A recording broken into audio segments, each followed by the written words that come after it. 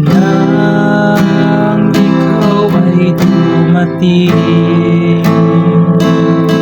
nadamay iba sa damdamin, kilos mo.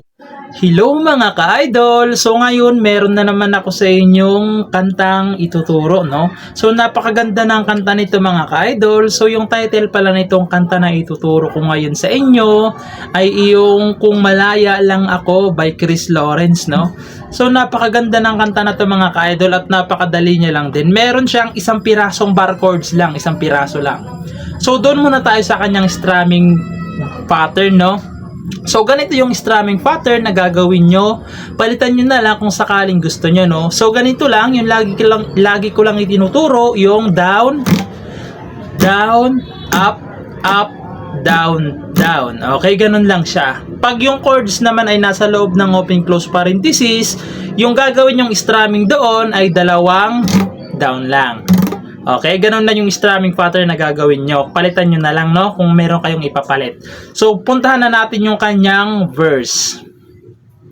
So, yung verse niya mga ka-idol is C. Ayan yung C. Second string, fourth string, tsaka fifth string lang. C. Sunod is A minor. Yung A minor, ito siya. Second string ulit. Ito naman fourth string, ito naman third string. Ayan. A minor. Sunod, ito yung F na bar chords. F. Ibabar nyo lang siya sa first fret. Tapos ipitin nyo naman tong dito sa second fret. Itong third string. Tapos sa third fret ay itong fifth string tsaka fourth string lang. Ayan, F. Sunod, pupunta kayo ng E minor. Ayan. Yung E minor, ito siya. Fifth string tsaka fourth string lang. E minor. Tapos, pupunta kayo ng D minor. Ayan, D minor.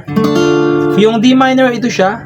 First string, third string, tsaka second string. Ayan, D minor. Tapos, babalik kayo ng F. Ayan, F. Tapos, E minor. Tapos, A minor ulit. Tapos, D minor. Tapos, G. Yung G, ito siya. First string, second string, fifth string, tsaka sixth string. Ayan yung G. So, kakantahan ko yung kanyang verse para mas maintindihan nyo, no? So, ganito siya. Nang ikaw ay dumating, nadamay iba sa damdamin,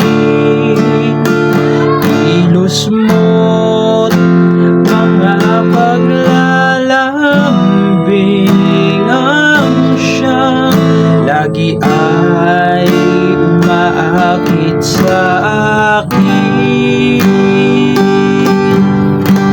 Tapos niyan, pupunta na kayo doon sa part na kahit dayain pa. So, doon siya, no?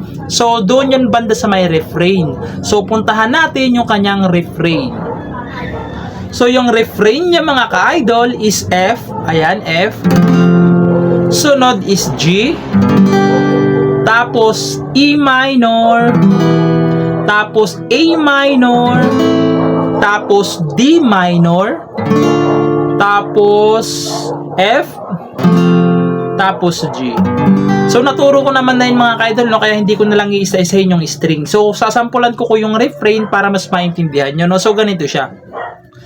Kahit dayain pa ang puso at isip ay hanap ka, bakit nga ba ganyan? Kung malaya to, papasok na yung chorus. So, yung chorus, puntahan na natin. So, yung chorus niya mga ka-idol is C. Ayan, C. Tapos A minor. Tapos F.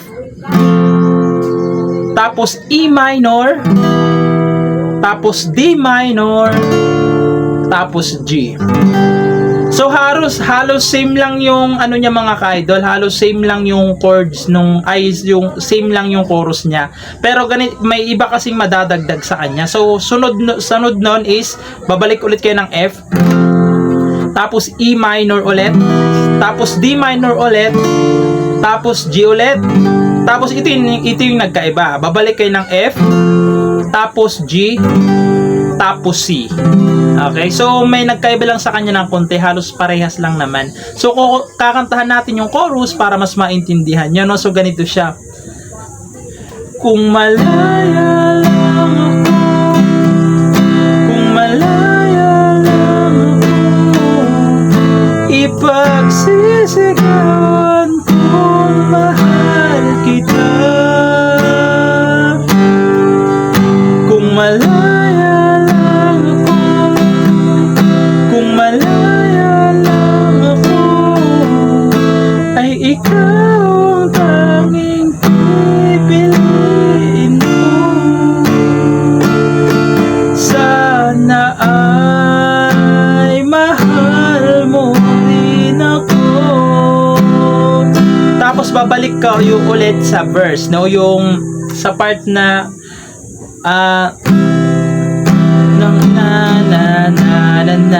so hindi ko na kasi kabisado yung lyrics mga idol, pagpasensyahan nyo na. So ayun lang naman, sana nagustuhan nyo yung tutorial natin and bye bye.